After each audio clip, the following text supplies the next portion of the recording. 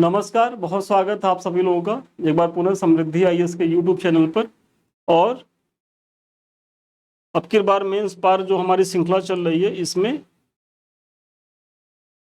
और आज का जो हमारा प्रश्न है कि भारतीय संविधान को एक जीवंत दस्तावेज क्यों कहा जाता है, तो इसी को स्पष्ट करना है कि भाई हमारा संविधान जो है एक जीवंत दस्तावेज है, 8 अंकों में है। तो आइए देखते हैं। देखिए, आगे बढ़ने से पहले ये हमारे कुछ प्रोग्राम चल रहे हैं। तो सोमवार से लेकर के बृहस्पतिवार तक जो सप्ताह में 4 दिन होंगे वो हमारा प्रोग्राम चलेगा, आओ पीटी पास करें। क्योंकि आप लोगों का जो 12 अक्टूबर को पीसीएस की परीक्षा है या बिहार की परीक्षा है या जो भी परीक्षाएं हैं, ये जो हम कराएंगे, जो हमारी सीरीज है, ये सभी प्रतियोगी परीक्षाओं के लिए जरूरी है और सभी बच्चे इसको देख सकते हैं। और यूपी पीसीएस के बच्चे तो खास तौर पे देखें। तो ये 4 दिन। और दूसरा जो हमारा चल रहा है फ्राइडे टू सैटरडे, मतलब शुक्रवार और शनिवार, तो ये 2 दिन जो है मुख्य परीक्षा की चीजें चल रही हैं और ये चलती रहेंगी। तो ये 6 दिन जो है वो शाम को डेली 5 बजे आप लोग चैनल पे आइए। 15-20 मिनट की क्लास होगी, 20-22 मिनट की, और 20-22 मिनट में बहुत से काम की चीजें आपको निरंतर दी जाएंगी। तो इस समय तो जरूर चैनल पे विजिट करिएगा, बने रहिएगा। आइए प्रश्न देखते हैं कि भारतीय संविधान को एक जीवंत दस्तावेज क्यों कहा जाता है, इसी को बताना है। 8 अंक में है, तो 8 अंक के प्रश्न को 125 शब्दों में लिखना होता है। क्योंकि आप लोग जानते ही होंगे कि जो आप लोग के मुख्य परीक्षा की जो प्रकृति है उसमें 2 टाइप के प्रश्न आते हैं। पहले 1 से लेकर के जो 10 तक के प्रश्न होते हैं वो 8 अंकों के होते हैं, 8-8 अंकों के, और उन्हें 125 शब्दों में लिखना होता है। और फिर 11 से जो 20 प्रश्न होते हैं, 11 से लेकर के 20 तक, ये 200 शब्दों में लिखने होते हैं और 12 अंक के होते हैं। तो इसमें क्या है कि भारतीय संविधान को एक जीवंत दस्तावेज क्यों कहा जाता है, तो चूंकि भारतीय संविधान ही जो है इसका की पॉइंट है, और इसी को थोड़ा सा एक्सप्लेन कर दीजिए, यही आपके भूमिका का पार्ट हो गया। तो संविधान किसी देश का वह मूलभूत कानून होता है जो सरकार की संरचना, शक्तियों और कार्यों को निर्धारित करता है। संविधान समाज के लोकतांत्रिक शासन के लिए एक रूपरेखा प्रदान करता है। क्योंकि 8 अंक का प्रश्न है, तो इससे ज्यादा यदि आप भूमिका लिखेंगे तो बीच का पार्ट डिस्टर्ब होगा या निष्कर्ष प्रभावित होगा। तो बहुत बैलेंस तरीके से लिखना, ये नहीं कि चीजें आ रही हैं तो आप जो है 2.5-3 पेज में लिखते जाइए और पता चलेगा कि बाद में जाकर के 2 प्रश्न आप छोड़ के आ जाइए। तो वो अप्रोच नहीं होना चाहिए। आप टाइम बाउंड होकर के अपने प्रश्नों को लिखिए और प्रत्येक प्रश्न में बराबर समय दीजिए और सभी प्रश्न अटेम्प्ट करके आइए। क्योंकि यदि मुख्य परीक्षा में आपको पास होना है तो मुख्य परीक्षा के पास होने की पहली शर्त यही है कि आप प्रश्न पत्र पूरा करके आएं।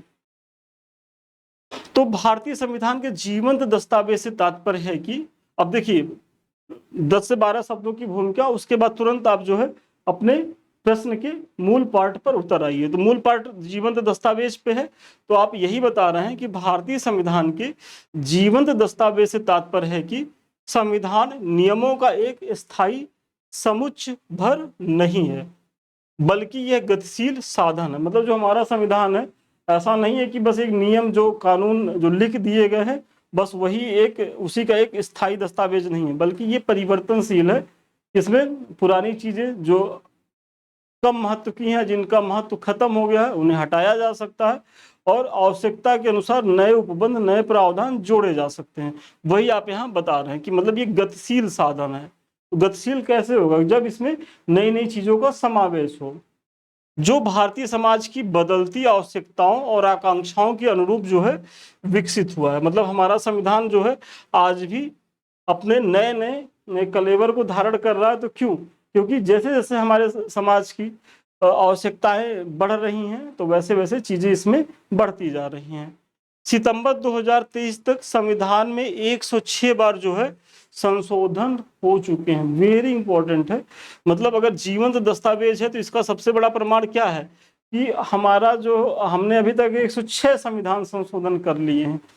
तो ये कितनी बड़ी जीवंतता की बात है, तो आप एक उदाहरण के माध्यम से स्पष्ट भी कर सकते हैं। तो भारतीय संविधान को जीवंत दस्तावेज माने जाने के कारण कौन से हैं? तो जो सबसे पहला कारण है कि संशोधनीय प्रकृति। मतलब जो हमारा संविधान है उसमें तो आप लोग देखे ही होंगे कि भाई जो केस चला था गोलकनाथ से लेकर के केशवानंद भारती तक। तो उसमें सुप्रीम कोर्ट ने क्या कहा कि भाई ठीक है, आपको अनुच्छेद 368 के तहत संविधान में संशोधन करने की शक्ति है, बस इसके मूल ढांचे में आप छेड़छाड़ नहीं करेंगे। और फिर सरकार ने कहा कि मूल ढांचा बता दीजिए, तो सुप्रीम कोर्ट ने कहा कि ये हम समय समय पर आपको बताते रहेंगे। तो खैर उस पे भी मैंने पीछे क्वेश्चन कराया है, अभी तक आप लोगों ने नहीं देखा तो प्लेलिस्ट में पढ़ा है, जा करके देख लें। तो सबसे पहली जो जीवंत दस्तावेज है हमारा संविधान, तो उसका सबसे पहला कारण है कि संशोधनीय प्रकृति का इसका होना, आर्टिकल 368 के तहत। तो भारतीय संविधान को विशिष्ट आवश्यकताओं की पूर्ति हेतु कई बार संशोधित किया गया है।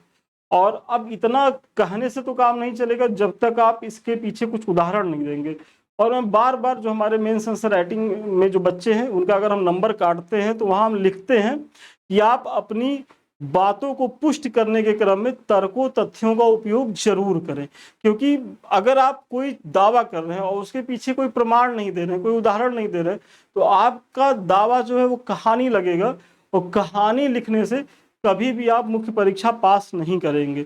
तो आपको उसके पीछे डेटा देना होगा, तर्क देना होगा, तथ्य देना होगा, ये सारी चीजें आपको मुख्य परीक्षा में देनी होंगी। तो आप बता रहे हैं कि कई बार संशोधित किया, जैसे हालिया 106वां संविधान संशोधन अधिनियम 2023 संसद और राज्य विधानसभाओं में महिलाओं के आरक्षण का प्रावधान करता है। मतलब अभी जो हमने एक बड़ी उपलब्धि 106वें संविधान संशोधन के द्वारा लाई है कि महिलाओं को संसद और विधानसभाओं में उन्हें उनके जो उनकी जो भूमिका है उसे बढ़ाने का प्रयास किया है।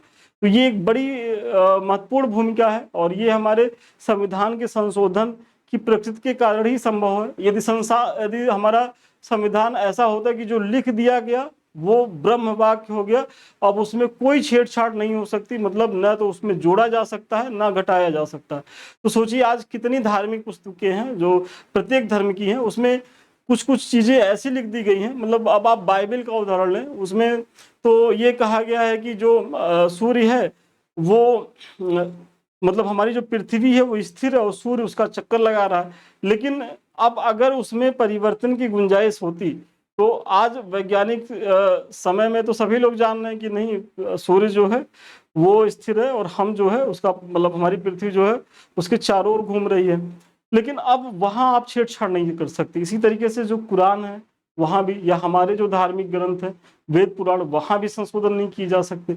लेकिन ये उसकी डीमेरिट है, मतलब समय के सापेक्ष परिवर्तनशील होना चाहिए, उसमें नई चीजों को लाई जानी चाहिए, पुरानी चीजें हटाई जानी चाहिए।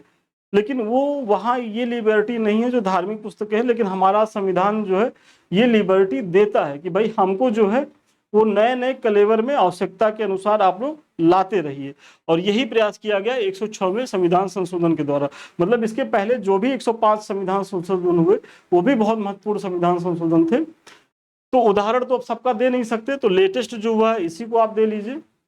फिर मूल अधिकारों का बढ़ता दायरा, भाई आज जो है जो हमारे फंडामेंटल राइट्स हैं उनका भी दायरा बढ़ता जा रहा है, और उसी के तहत हम नए नई चीजों को मौलिक अधिकारों में शामिल कर रहे हैं। भाई पहले शिक्षा का अधिकार क्या था, मूल अधिकार नहीं था, लेकिन 86वें संविधान के संशोधन के द्वारा हमने जो है उसको मूल अधिकार में लाया गया। और इसी तरीके से अगर आप देखेंगे कि संविधान के भाग 3 के अनुच्छेद 12 से 35 तक निहित जो मूल अधिकार हैं, जैसे समानता का मूल अधिकार 14 से 18 के बीच में है, स्वतंत्रता का मूल अधिकार 19 से 22 के तक है, कई वर्षों में विकसित एवं विस्तारित हुए हैं। और अगर आप इसका उदाहरण देखेंगे तो अभी आपको दिखाते हैं हम। चलिए आगे बढ़ने से पहले ये कुछ संस्थान के द्वारा प्रोग्राम चलाए जा रहे हैं। एक तो हमारा आरोप की जो टेस्ट सीरीज है, चूंकि आंसर की आ गई है, आप लोगों ने मिला लिया है, और हर बार की तरह आयोग जो है इस बार भी बहुत कुछ अपने पास रख के चल रहा है, क्योंकि 5-6 क्वेश्चन में संशोधन तय है और 5-6 क्वेश्चन में चीजें उठापटक होती हैं।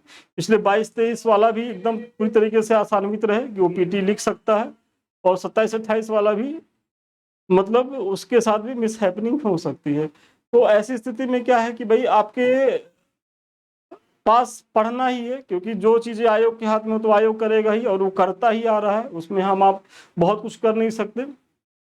सिवाय मेल करके या उसको यहाँ सोशल मीडिया पे या आपस में बातचीत करके गाली गलौज करके, क्योंकि वहाँ सब बहुत मोटी चमड़ी के लोग हैं और उन सबों को कोई सरोकार नहीं है कि बच्चे कितना मेहनत से कितनी चीज़ों से, और एक एक नंबर जहाँ पॉइंट का फर्क होता है वहाँ आप 8-10 नंबर ऐसे डिस्टर्ब कर लेते हैं और उसमें जो है अच्छे बच्चे हमारे जो है नुकसान उठा लेते हैं। तो अभी क्या है कि मुख्य परीक्षा इसलिए पढ़िए क्योंकि 4-6 महीने के बाद एक नई वैकेंसी आपको देखने को मिलेगी नए साल के प्रारंभ में ही, तो आपको ये पढ़ाई वहाँ भी काम आएगी। और खुदा न खास्ता अगर पीटी पास कर गए तब, क्योंकि 122-23 पे भी हैं, तो आप उम्मीद बनाए रखिए और एकदम उम्मीद बनाए रखिए।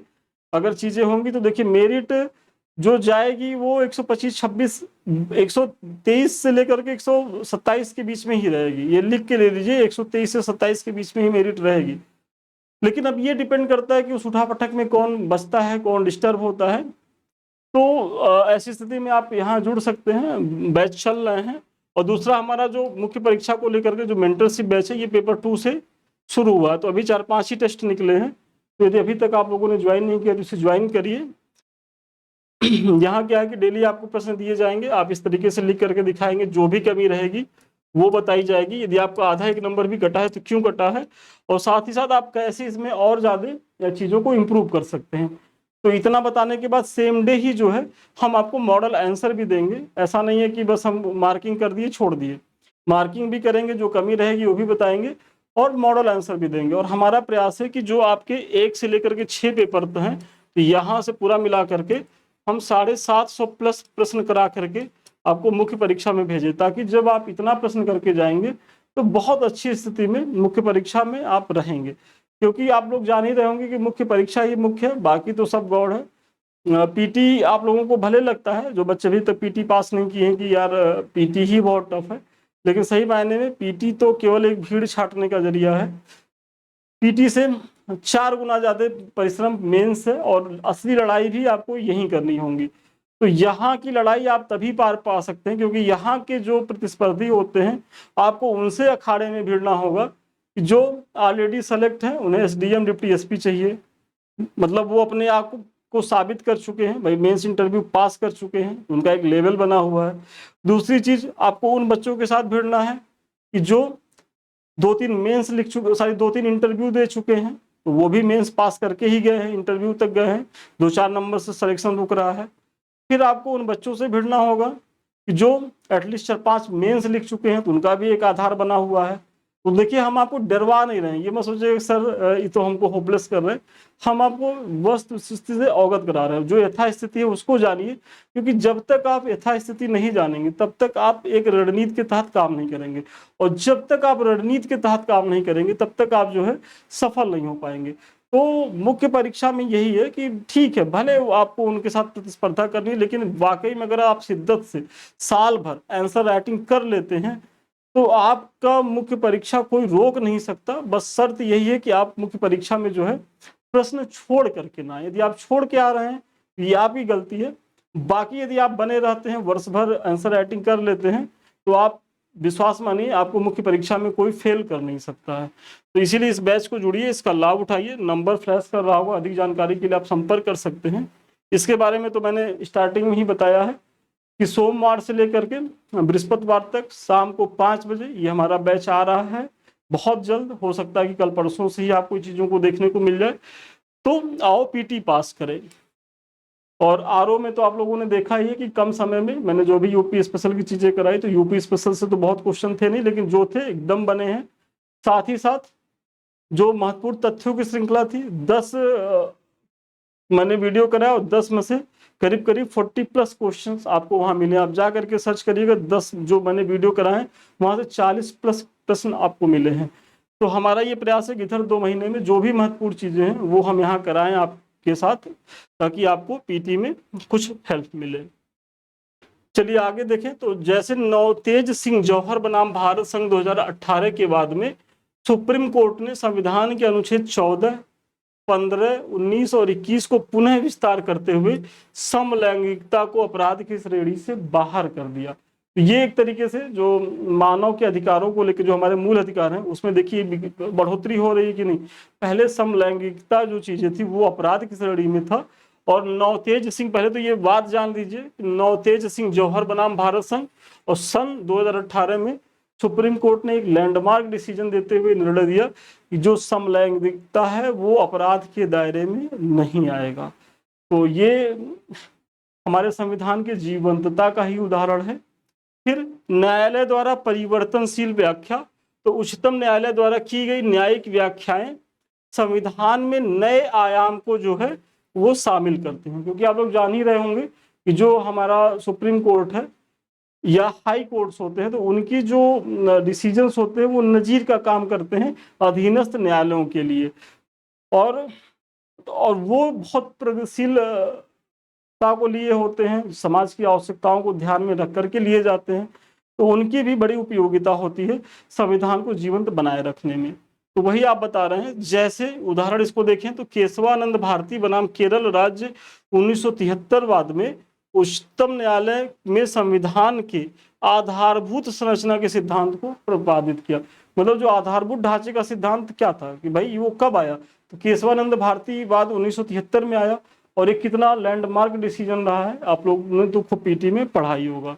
इसी प्रकार निजता के अधिकार को, भाई जो हमारी राइट टू प्राइवेसी है, तो निजता के अधिकार को उच्चतम न्यायालय ने के.एस. पुट्टास्वामी और अन्य बनाम भारत संघ 2017 वाद में मूल अधिकारों के रूप में मान्यता प्रदान की। वेरी इंपॉर्टेंट है। पहली बात तो ये वाद ही याद रख लीजिए कि किसमें निजता के अधिकार को मौलिक अधिकार माना गया सुप्रीम कोर्ट के द्वारा। तो के.एस. पुट्टास्वामी वाद में कब ये वाद था, तो 2017 में था।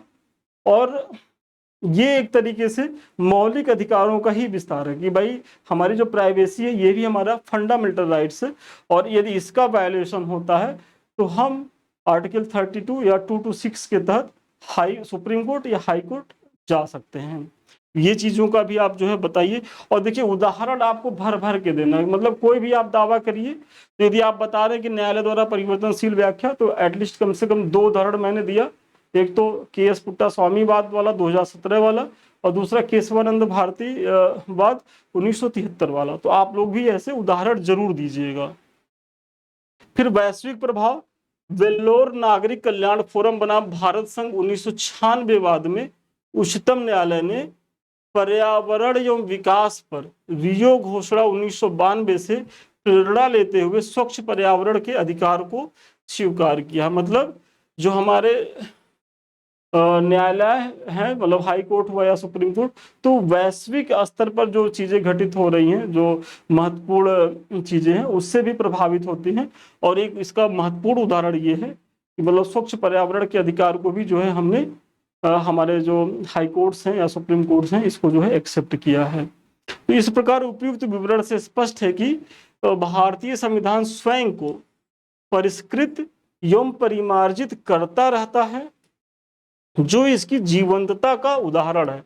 डॉक्टर अंबेडकर के शब्दों में, संविधान केवल वकीलों का दस्तावेज नहीं है। मतलब हमारे संविधान पे एक आरोप लगता है ना कि ये इसमें वकीलों का भरमार था और वकीलों की ही जो है वो चीजें इसमें शामिल हैं। तो ये वही अंबेडकर जी कह रहे हैं कि इसमें जो है ये केवल वकीलों का दस्तावेज नहीं है, यह जीवन का साधन है। मतलब जीवन का साधन है, जीवन का दर्शन है, और इसकी आत्मा कई युगों की भावना है। Very important statement. और ये स्टेटमेंट भी याद रखिएगा, क्योंकि स्टेटमेंट बेस्ड जो है प्रश्न आपके पीटी में खूब पूछे जा रहे हैं। तो चलिए आज के प्रश्न का उत्तर यहीं तक था, और अच्छा प्रश्न था। मुझे बहुत भरोसा है कि इस प्रश्न के माध्यम से न केवल आपको एक प्रश्न का मॉडल आंसर मिला होगा, बल्कि भूमिका कैसे लिखनी है, निष्कर्ष कैसे लिखना है, बीच का पार्ट कैसे लिखना है, इसके बारे में भी हम कुछ बता पाए होंगे। ये कुछ हमारे लिंक्स हैं, यदि अभी तक आप लोगों ने ज्वाइन नहीं किया तो ज्वाइन करें।